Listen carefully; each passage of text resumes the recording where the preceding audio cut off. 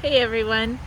So I'm sitting here in my backyard in my garden area, and if you know me at all, you know that this is a place that I love to just come and be, and it's a place where I really feel like the Spirit speaks to me and that I can really be in tune with what God's trying to say to me at given times.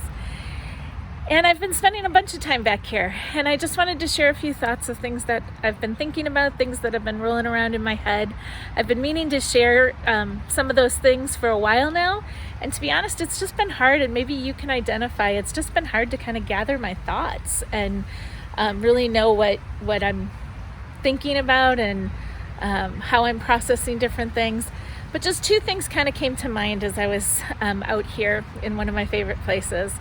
And the first is I was tearing up some stuff in my garden. My garden is kind of, you can see some of it there.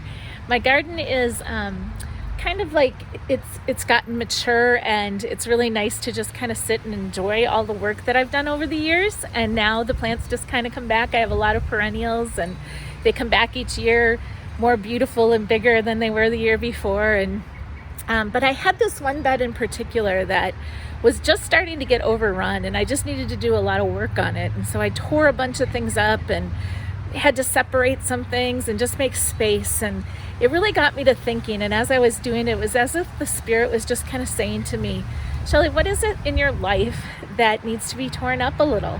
And it's not that the stuff was bad. It was still really beautiful, and it was still kind of serving me well, and I didn't want to get rid of a lot of it. But I needed to tear up some things and move some things and make space for new growth.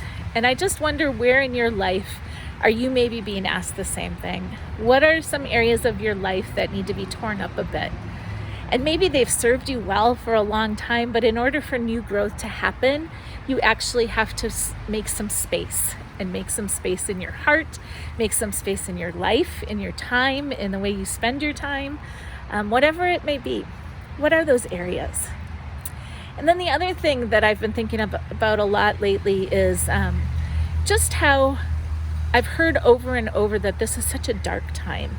This is such a time of darkness. And I love to sit out here in my yard at night because we have these really cool garden lights. You can kind of see them up there behind me. But I love to be out here at night. And our backyard is actually pretty dark at night.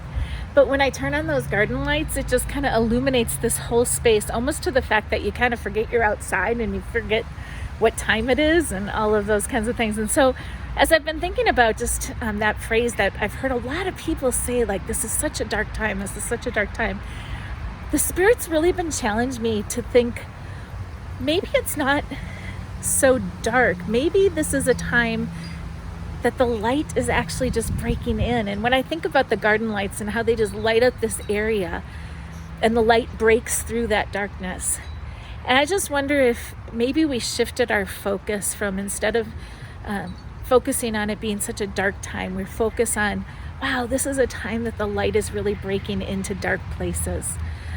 Where is God doing that? Have you been paying attention? As I've watched protests and different things going on around in our city, there's so much beauty and light that I see. And so often the media just shows us the dark, and we can get so, like it can just drag our spirits down so far.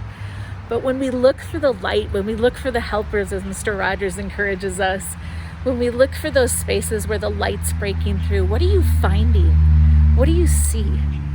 And guys, I think the church is just being challenged in this time to do some cleaning, to clean out those spaces in the gardens of our soul, to make room for new growth, to be light that's busting into darkness, and the light is coming through, and there's so much beauty.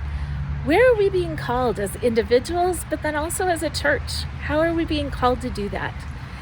So just some thoughts that I've been having, and I have them a lot back here in my backyard. I often call them backyard ponderings. I write about them on my Facebook page quite often, but I just wanted to share a few with you tonight. So I hope you are all doing well.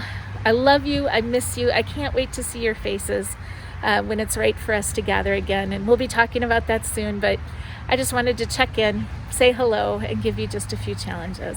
Have a great weekend, everybody. Love you so much. Bye.